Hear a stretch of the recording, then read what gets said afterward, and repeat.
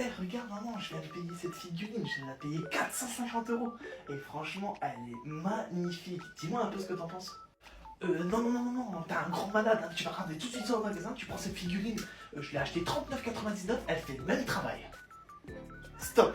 Je n'ai que trop souvent entendu ça. Aujourd'hui, on va aller remettre les choses dans leur contexte. Je vais vous apprendre et vous expliquer dans cette vidéo complète et détaillée la différence qu'il peut avoir entre une figurine à 300 euros et une figurine à 30 euros. Avant toute chose, il faut savoir qu'il y a 3 catégories de figurines. Vous allez avoir les figurines articulées, les figurines standards et les statuettes. Ceci, comme vous l'aurez deviné, c'est une figurine articulée. Ceci est une figurine dite standard. Ceci est une statuette. En deux, il faut savoir que les figurines sont caractérisées par leur matière de production. Il y en a 2 principales. On va avoir le PVC et la résine. Et après au milieu, on va avoir le PU qui est un mélange des deux. Je vous explique ce que c'est, la différence des deux. Le PVC, comme cette figurine, c'est un plastique qui est chauffé jusqu'à l'état liquide, qui est poussé sous haute pression à l'intérieur d'un moule et qui est refroidi. La résine, comme cette figurine, est un mélange de 2 produits. D'une résine, elle peut être classique comme transparente, et d'un durcisseur qu'on fait couler à l'intérieur d'un moule en silicone, contrairement au PVC qui est poussé dans un moule en acier, qu'on laisse reposer à température ambiante pendant 24 à 48 heures et qu'ensuite on vient démouler. Troisième point, les licences.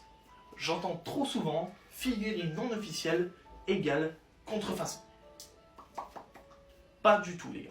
Je vais vous expliquer la différence entre ce que c'est une figurine officielle et une figurine non officielle.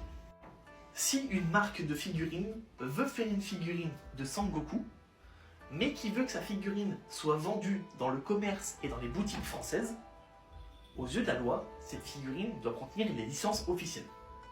Donc la marque a dû demander une autorisation et a dû payer le créateur de Sangoku. Je vais dire le créateur, pour moi c'est plus simple pour vous, je vais parler avec des mots simples.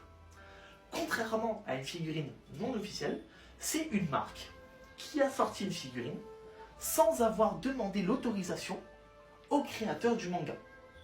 La qualité en reste pas moins très jolie. Moi-même je possède des figurines qui ne sont pas officielles et elles sont très très jolies. On arrive au moment que vous attendez tous, le prix. Qu'est-ce que cette figurine à 1000 euros a plus que cette figurine à 30 euros? Premier truc qu'on peut constater, c'est la taille. Cette figurine arrive là, cette figurine arrive là. Ensuite, c'est la fabrication. Cette figurine est produite par un robot. Donc c'est des moules qui s'ouvrent et qui se ferment. Donc il y a un type généraliste qui gère juste des écrans. Contrairement à ça, qui est fait entièrement à la main. Ça a demandé des centaines d'employés et plus de 300 heures de travail pour sortir cette figurine. Parce qu'elle est moulée à la main. Donc en fait, ils remplissent les moules eux-mêmes. En plus, toutes les pièces sont poncées à la main, peintes à la main, et après, c'est envoyé. Mais il faut faire tout le travail d'abord. Donc déjà, il faut payer tous les employés qui ont travaillé dessus. Donc là, pour cette figurine, il faut payer peut-être 300 employés. Cette figurine, il faut en payer 30. Vous voyez? L'apport, cette figurine coûtera beaucoup moins cher à envoyer que cette figurine. Et après, surtout, le fait que cette figurine est produite à la chaîne, cette figurine est en édition limitée. Sur des figurines comme ça, comme des petites que vous pouvez trouver, vous avez de la qualité qui est très cool, mais vous avez quand même pas mal de défauts. Et il y a des très bonnes sociétés de PVC, comme Megahouse par exemple. Alors qu'avec la résine, là, vous avez des finitions à la perfection. C'est peint à la main, donc ils peuvent se permettre de faire des détails de fou avec les jeux de peinture, les jeux d'ombrage, les jeux de lumière. Et vous avez généralement une meilleure qualité, une meilleure finition avec de la résine qu'avec du PVC. Quatrième et dernier point, les dioramas.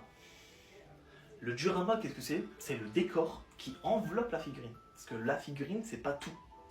La figurine, c'est juste le personnage. Le reste, c'est du décor. Et généralement, avec les figurines en résine, vous avez généralement beaucoup plus de décor qu'avec des figurines en PVC. Même s'il y a des figurines en PVC qui se débrouillent très bien. Voilà, ça c'est le personnage, et tout ça c'est son décor. C'est son invocation, c'est le démon à queue, mais la statue s'appelle Naruto. Pareil pour celle-là. Jiraiya, c'est le personnage, tout le reste, c'est que du décor. comme pour celle-là, comme pour celle-là, et généralement avec les décors, avec la résine, vous pouvez vous faire plaisir. Conclusion de cette vidéo, les figurines en PVC sont très bien pour les enfants. C'est pas cher, ça ne casse pas, ça se déforme, mais par contre pour les adultes, là on a la gamme adulte. Les résines, je le déconseille pour les enfants, parce qu'il faut savoir que les morceaux de résine cassent comme du porcelaine. Et pour les SAV, c'est très chiant de ravoir des pièces. Généralement, il faut payer. C'est comme ça. Donc oui, pour un enfant, ça c'est très bien. Mais avec la résine, vous aurez toujours un meilleur résultat. Et surtout, vous serez beaucoup plus fier d'avoir une résine, parce que déjà, elle est numérotée. Se dire, j'ai une pièce, et il y a autant d'exemplaires dans le monde, il y a toujours une petite fierté à avoir ça. Au départ, ma mère me prenait pour un malade. La première fois que je suis arrivé à la maison avec une figurine et je lui ai dit écoute maman, j'ai dépensé 850 € pour l'avoir, elle a cru que j'étais ensorcelé et elle a cru que je me suis fait arnaquer. Alors que pas du tout, c'est des prix.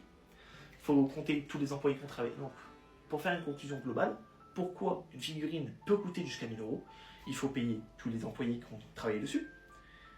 Forcément, il y a les taxes, parce que oui, vous payez des taxes dessus. Vous payez l'import maritime, qui coûte très cher, parce que c'est un envoi à l'international, donc c'est produit en Chine.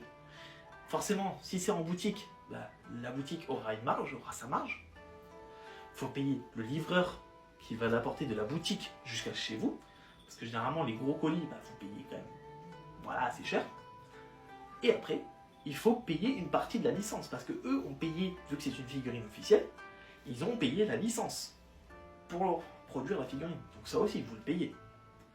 Et quand on accumule tout, on arrive à des sommes à 1000 €. Mais quand vous voyez le travail qui a été dessus, vous en avez pour votre argent. Et après, vous vous dites, oui, j'ai acheté ça, mais il n'y en a que autant dans le monde. C'est un produit exclusif, c'est un produit qui sort pendant un petit temps, et dès que le stock est épuisé, c'est fini, c'est plus revendu partout, donc c'est vraiment très collector. J'espère que cette vidéo vous aura plu, j'espère que du coup, j'aurais pu vous en apprendre un petit peu plus sur le monde de notre collection, surtout aux parents, car je sais que les parents des fois peuvent être perdus avec ça. J'espère que vous pourrez vous rapprocher de vos enfants aussi, parce que vu que vous allez en apprendre, vous pourrez vous approcher de vos enfants et dire, ça, je l'ai appris avec Hokage Suprême.